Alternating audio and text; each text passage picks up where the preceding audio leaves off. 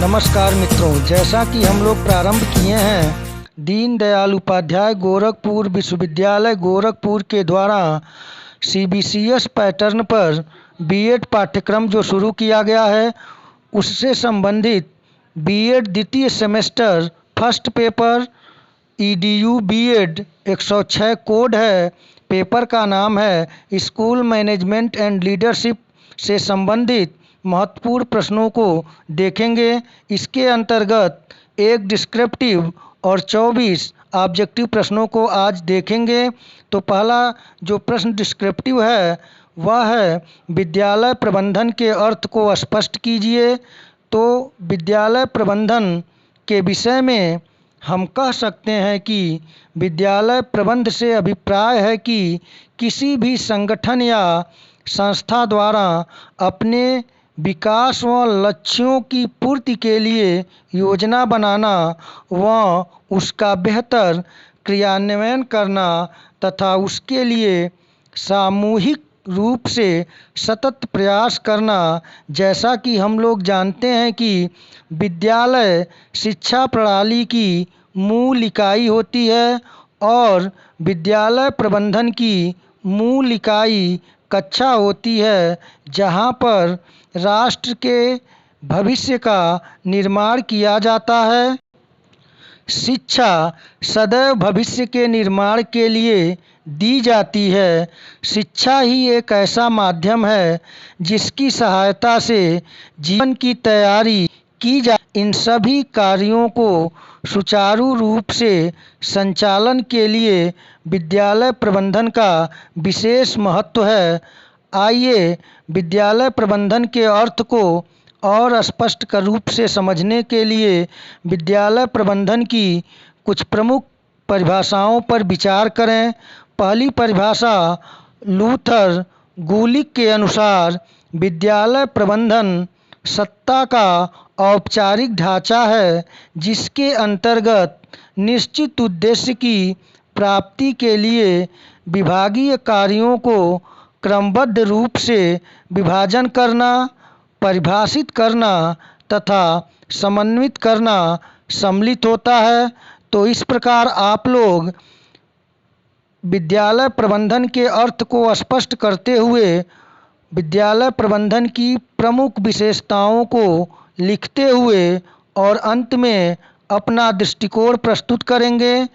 तो आइए कुछ और महत्वपूर्ण परिभाषाओं पर विचार कर लें, जिससे कि तैयारी हम लोगों की अच्छी तरीके से हो सके। दूसरी परिभाषा हेरोल्ड कीजन के अनुसार विद्यालय प्रबंधन मानवीय एवं भौतिक साधनों से प्राप्ति के लिए समन्वय करना है।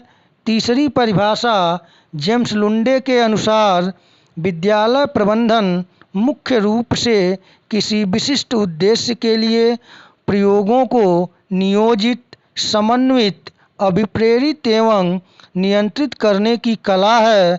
इस प्रकार हम लोगों ने 3 प्रमुख विशेषताओं पर विचार किए। अब इन परिभाषाओं के आधार पर हम कह सकते हैं कि विद्यालय प्रबंधन वह कला है जिसके अंतर्गत शिक्षा के विभिन्न उद्देश्यों की प्राप्ति हेतु विद्यालय संबंधी मानवीय और भौतिक तथ्यों को व्यवस्थित किया जाता है। इस प्रकार हम लोगों का जो डिस्क्रिप्टिव प्रश्न का उत्तर था वह हो चुका। आइए हम लोग ऑब्जेक्टिव प्रश्नों को देखें। पहला प्रश्न है, विद्यालय नियोजन मूल्यांकन का प्रतिवेदन किसे प्रेषित किया जाता है? 4 ऑप्शन आपके सम्मुख हैं। इन 4 ऑप्शन में से आप सही विकल्प का चयन करें। इस प्रश्न का सही उत्तर जो है वह है ऑप्शन ए, विद्यालय नियोजन मूल्यांकन का प्रतिवेदन जिला शिक्षा अधिकारी को प्रेषित किया जाता है। दूसरा प्रश्न है, विद्यालय के गुणात्मक विकास हेतु विद्यालय समुन्नयन योजना की सिफारिश किसने की? चार ऑप्शन आपके सम्मुख हैं, सही उत्तर का आप चयन करें। सही उत्तर है ऑप्शन सी, मुदालियर आयोग ने। तीसरा प्रश्न है, विद्यालय योजना के एक सत्र में कितने मूल्यांकन होते हैं? चार ऑप्शन आपके सम्मुख हैं, सही विकल्प का आप चयन करें। इस प्रश्न का सही उत्तर है ऑप्शन बी, 2। विद्यालय योजना के एक सत्र में कम से कम 2 मूल्यांकन होते हैं। प्रश्न संख्या 4 है, पाठशाला समाज का लघु रूप है, किसने कहा? चार ऑप्शन आपके सम्मुख हैं, सही उत्तर का आप चयन करें। इस प्रश्न का सही उत्तर है ऑप्शन बी, जॉन डीवी ने कहा था पाठशाला समाज का लघु रूप है। पांचवा प्रश्न है, नेतृत्व का प्रकार है। चार ऑप्शन आपके सम्मुख हैं, इन चार विकल्पों में से आप सही विकल्प का चयन करें। इस प्रश्न का सही उत्तर है ऑप्शन डी, उपर्युक्त सभी। अर्थात नेतृत्व का प्रकार है लोकतांत्रिक नेतृत्व, अधिनायक के नेतृत्व और स्वेच्छाचारी नेतृत्व। प्रश्न संख्या 6 है, विद्यालयी लक्ष्यों की प्राप्ति हेतु अनुशासन का कौन सा रूप सर्वाधिक उपयुक्त है? चार ऑप्शन आपके सम्मुख हैं, इन चार ऑप्शन में से सही उत्तर का आप चयन करें। इस प्रश्न का सही उत्तर है ऑप्शन सी, स्वानुशासन। विद्यालयी लक्ष्यों की प्राप्ति हेतु अनुशासन का सर्वाधिक उपयुक्त अनुशासन है। प्रश्न संख्या 7 है, विद्यालय से संबंधित परिचयात्मक सूचनाएं विद्यालय योजना के किस खंड में प्रस्तुत की जाती है? चार ऑप्शन आपके सम्मुख हैं, आप इन चारों ऑप्शन में से सही ऑप्शन का चयन करें। इस प्रश्न का सही उत्तर होगा ऑप्शन ए, प्रथम खंड में। आठवां प्रश्न है, विद्यालय प्रबंधन को ना ज़्यादा कठोर और ना ज़्यादा लचीला होना चाहिए, इसे प्रदर्शित करने वाला कौन सा सिद्धांत है? चार ऑप्शन आपके सम्मुख हैं, इन चार ऑप्शन में से सही ऑप्शन का आप चयन करें। इस प्रश्न का जो सही उत्तर होगा वह होगा ऑप्शन सी, लोच का सिद्धांत। प्रश्न संख्या 9 है, न्यूपा जिसे हम national university of educational planning and administration के नाम से जानते हैं, की स्थापना कब हुई? चार ऑप्शन आपके सम्मुख हैं, सही उत्तर का आप चयन करें। इस प्रश्न का सही उत्तर होगा ऑप्शन बी, 1962 में न्यूपा की स्थापना हुई थी। प्रश्न संख्या 10 है, विद्यालय योजना का प्रथम सोपान किसका उल्लेख करता है? चार ऑप्शन आपके सम्मुख हैं, इन चार ऑप्शनों में सही ऑप्शन का चयन करें। इस प्रश्न का सही उत्तर है ऑप्शन बी, कार्य का नाम। विद्यालय योजना का प्रथम सोपान कार्य के नाम का उल्लेख करता है। प्रश्न संख्या 11 है, विद्यालय में उपलब्ध मानवीय संसाधनों की सुसंगठित व्यूह रचना की योजना समय विभाग चक्र है, यह परिभाषा किसने दी थी? चार ऑप्शन आपके सम्मुख हैं, सही ऑप्शन का आप चयन करें। इस प्रश्न का सही उत्तर है ऑप्शन ए, साइरेट जिसे हम राज्य शैक्षिक अनुसंधान व प्रशिक्षण संस्थान के नाम से जानते हैं। प्रश्न संख्या 12 है, विद्यालय वातावरण के मानवीय आयाम हैं। चार ऑप्शन आपके सम्मुख हैं, सही उत्तर का आप चयन करें। इस प्रश्न का सही उत्तर है ऑप्शन डी, प्रधानाचार्य।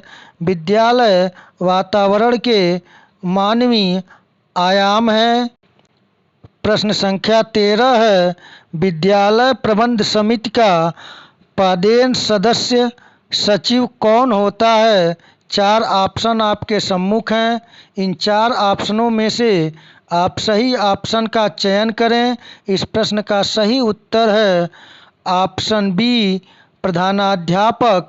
विद्यालय प्रबंध समिति का पदेन सदस्य सचिव होता है। प्रश्न संख्या 14 है, विद्यालय प्रबंध समिति के बारे में आरटीई की कौन सी धारा में बताया गया है? 4 ऑप्शन आपके सम्मुख हैं। इन 4 ऑप्शन में से सही उत्तर का आप चयन करें। इस प्रश्न का सही उत्तर है ऑप्शन ए, 21 धारा में आरटीई के विषय में बताया गया है। प्रश्न संख्या 15 है, विद्यालय प्रबंध समिति में वर्ष में कितनी बैठक अनिवार्य हैं? 4 ऑप्शन आपके सम्मुख हैं। इन 4 ऑप्शनों में से आप सही ऑप्शन का चयन करें। इस प्रश्न का सही उत्तर है ऑप्शन सी, 4 बैठक। विद्यालय प्रबंध समिति में एक वर्ष में 4 बैठक अनिवार्य हैं। प्रश्न संख्या 16 है, साधारण सभा की बैठक का कोरम कम से कम साधारण सभा के सदस्यों की कुल संख्या का कितना प्रतिशत होता है? 4 ऑप्शन आपके सम्मुख हैं। सही ऑप्शन का आप चयन करें। सही उत्तर है ऑप्शन सी, 33%।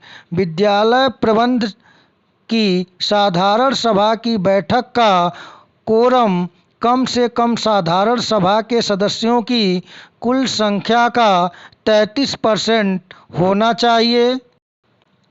प्रश्न संख्या 17 है, विद्यालयों में अनुशासनात्मक नियम और कानून निम्नलिखित में से किसके लिए बनाए गए हैं? 4 ऑप्शन आपके सम्मुख हैं। सही ऑप्शन का आप चयन करें। इस प्रश्न का सही उत्तर है ऑप्शन डी, सभी छात्र। प्रश्न संख्या 18 है, विद्यालय प्रबंध समिति की कार्यकारिणी समिति के सदस्यों का कार्यकाल होता है। 4 ऑप्शन आपके सम्मुख हैं।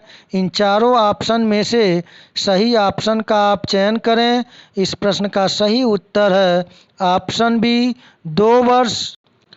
प्रश्न संख्या 19 है, विद्यालय समिति की साधारण सभा में कौन से सदस्य शामिल होते हैं?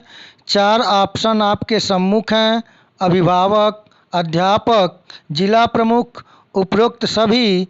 इस प्रश्न का सही उत्तर है ऑप्शन डी, उपयुक्त सभी। प्रश्न संख्या 20 है, विद्यालय प्रबंध समिति की कार्यकारिणी समिति में कितने सदस्य होते हैं? 4 ऑप्शन आपके सम्मुख हैं। सही उत्तर का आप चयन करें। इस प्रश्न का सही उत्तर है ऑप्शन बी, 16 सदस्य। प्रश्न संख्या 21 है, विद्यालय प्रबंध समिति का अध्यक्ष होता है। 4 ऑप्शन आपके सम्मुख हैं। इन 4 ऑप्शन में से सही ऑप्शन का चयन करें। इस प्रश्न का सही उत्तर है ऑप्शन सी, अभिभावक।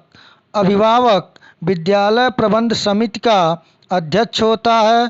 प्रश्न संख्या 22 है, विद्यालय संगठन के मूलभूत सिद्धांत कौन कौन से हैं?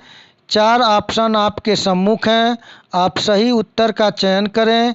ए ऑप्शन है लोकतंत्र सिद्धांत, बी ऑप्शन है लोच का सिद्धांत, सी ऑप्शन है उपलब्ध संसाधनों के अधिकतम उपयोग का सिद्धांत और ऑप्शन डी है उपयुक्त सभी।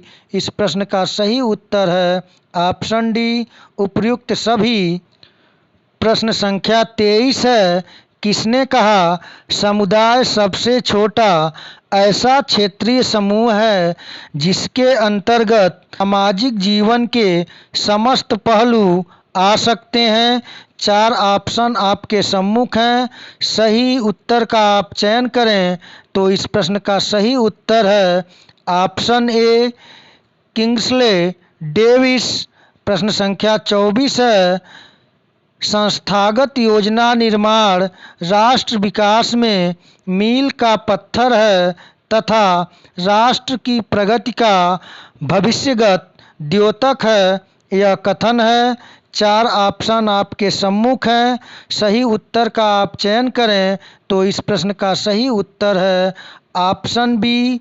प्रोफेसर एस के दुबे ने कहा था कि संस्थागत योजना निर्माण राष्ट्र विकास में मील का पत्थर है तथा राष्ट्र की प्रगति का भविष्यगत द्योतक है। तो मित्रों, आज के इस वीडियो में हम लोग एक डिस्क्रिप्टिव प्रश्न और 24 महत्वपूर्ण ऑब्जेक्टिव प्रश्नों को हल किए। तो आज इतना ही। यदि आप चैनल पर नए हैं तो चैनल को लाइक, शेयर और सब्सक्राइब करें। धन्यवाद।